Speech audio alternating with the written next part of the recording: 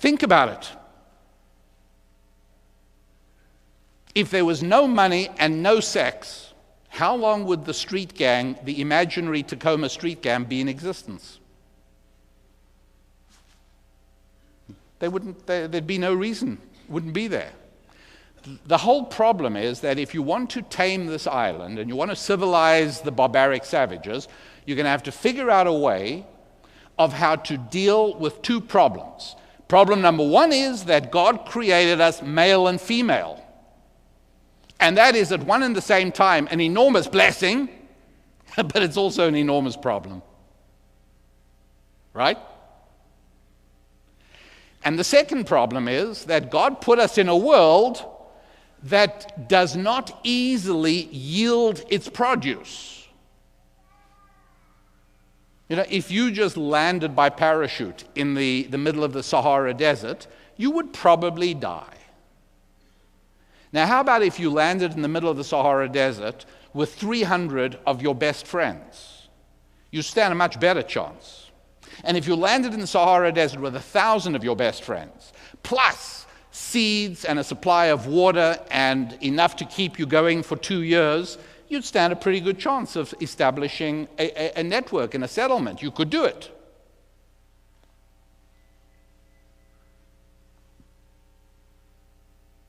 But it takes knowledge, cooperation, and ability, because making a living is a very difficult thing to do. God said to Adam, you know, the earth is left to itself, the earth is going to produce thorns and weeds, that's all.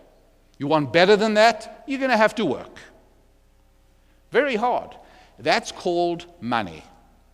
In other words, making the earth yield enough so as that you have more than merely enough to survive. You have enough to give to others, and you have enough to build an institution and to establish a house of worship, and you have enough to build city sewers and city water.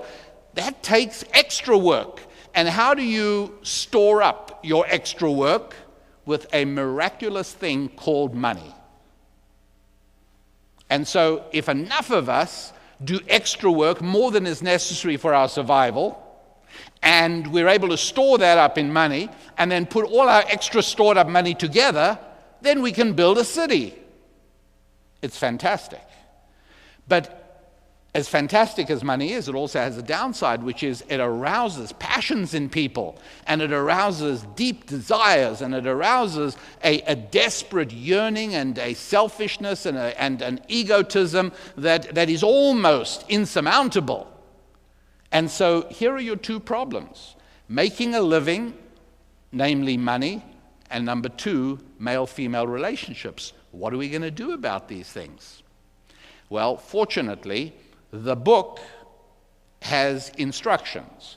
And so all the infiltrators are able to gather around, and the boss teaches. And he says, all right, here's what I want you to read about. Here's Adam and Eve have two sons, Cain and Abel. And somebody stops and says, boss, I mean, you know, we really are eager to be your infiltrators. We really want to get out there. We want to make a difference. We really want to change that island from barbaric savages into civilized brothers and sisters. But do us a favor. Let's get down to the meat here. Do we really need to sit and read stories about ancient human beings who lived a long time ago, and Adam and Eve? I mean, come on, what do we need all that for?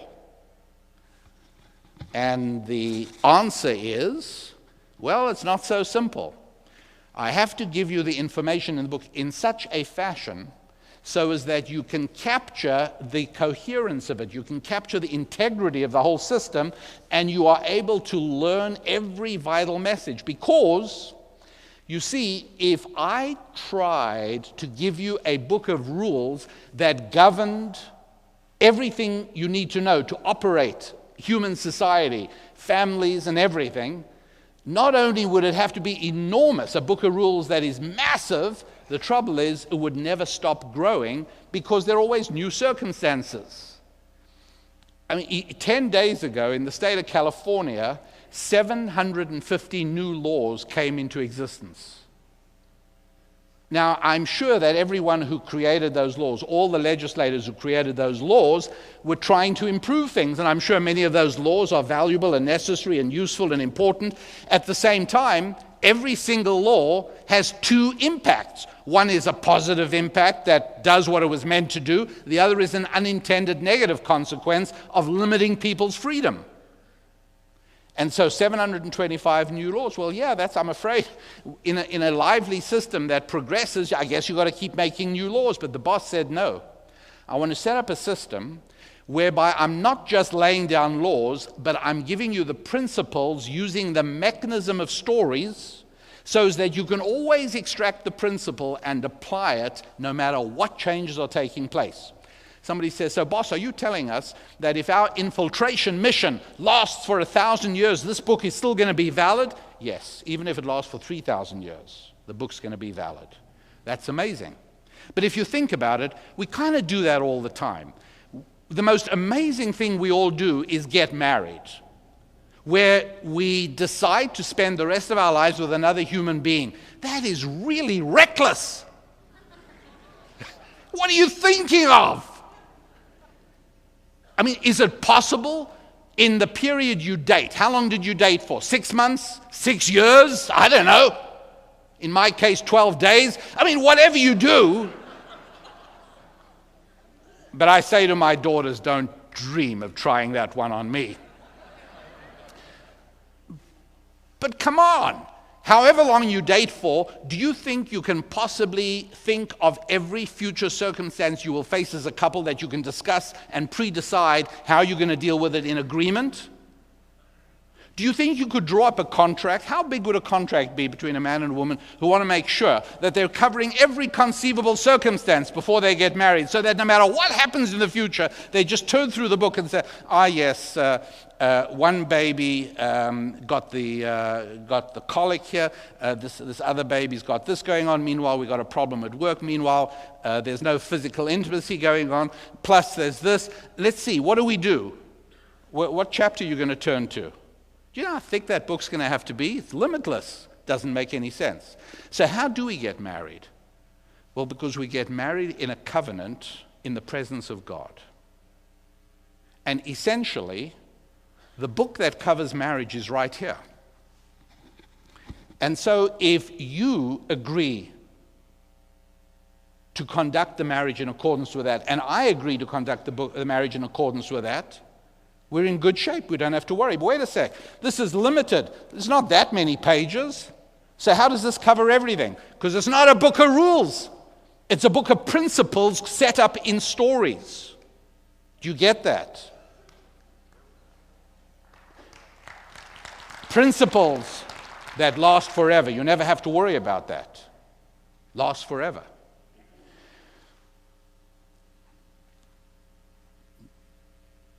So, everyone says, all right, boss, we're ready to get to work. But obviously, one of the very first things we're going to have to do is solve the male-female problem. That's a massive problem. I mean, we can see what's going on this island. We've been around here for a while. This is a big problem. Because every single possible mistake that men can make, they make, and women make a good number of them too. So the boss says, fine, I'm going to walk you through, and you're right, that's the first problem. We're going to deal with that pretty early in the first few chapters of the book, and we're going to take our way through this, and you're going to be able to begin to get a sense of what's going on. So I'm going to have Adam, and I'm going to have him appear first. And you say, wait a sec, you want us to teach future generations of infiltrators, and then you want us to teach all the savages on the island that the very first human being was a man. We got a better idea, boss. If you don't mind us saying, why don't we switch it to a woman, and then out of her body can come a man, and that kind of is more natural when you think about it, because that's how the world works. So if you want people to take this book seriously, our humble recommendation is that what you need to do, make the first human being a woman. And then the man can come along out of her, And if you want a little theological magic there, we could even have you, boss, impregnate her. And that way the man could come out, and that way he and she can then become the first human beings in the world. Boss says, look, I don't think you heard me. You work for me. You're my infiltrators. I'll tell you the story. You just carry on. It's got to be the first man. But you raise an interesting question. You want to know why it's the first man. It's very simple. The reason is because in that relationship between man and woman, there is going to need to be a certain kind of balance. But it's going to have to be a balance in which the nature of both man and woman are profoundly satisfied, so as that both feel the ultimate fulfillment and joy in life from being together with one another rather than remaining single. Okay, fine. How's that going to happen? Well, boss says, I have arranged things so as that a woman feels the most fulfillment when she is loved by a man whom she can admire and respect. Wow. Simple as that? Well, yeah, that's step number one. And being able to admire and respect a man means that he needs to be a man who is righteous, a man who has a sense of right and wrong. He needs to be a man who is a strong man, and he needs to be a man that has ambition in life, to make more of himself every day and every week and every year. Those three things make it possible for a woman to really admire a man. And that's what she needs. And so we have set up the man to be there first, so that when she shows up, who is the one who says, let me show you around the garden? If it went the other way, when the guy showed up, he'd look around and say, where am I? And she'd look at him patronizingly and say, here, little boy, come with me. I'll take you around and show you how everything works here. And at the end of that, she won't be happy, and neither will he. I always worry about marriages where, I'm not saying they can't work, I'm just saying I worry, but I'm funny like that. I worry about marriages where the husband calls the wife mummy. It can work, but you're kind of setting things up against you. Shouldn't be that way. And so that's first man and then woman. All right, we're not done yet. It goes on, and finally we're going to get to the second chapter. And towards the end of the second chapter of the book, I'm going to lay out the rules, and it's going to be, I'm going to have it like this. And go ahead, read the manual, and everybody, all the infiltrators, take a look, and it says, therefore, a man should leave his mother and father and cleave to his wife, and they should become one flesh. Boss, if you don't mind, just another little suggestion here. The way things work in the real world is it's women who leave their mothers and fathers and join their husbands. Isn't it? In fact, in most civilizations, the wife even takes the husband's name.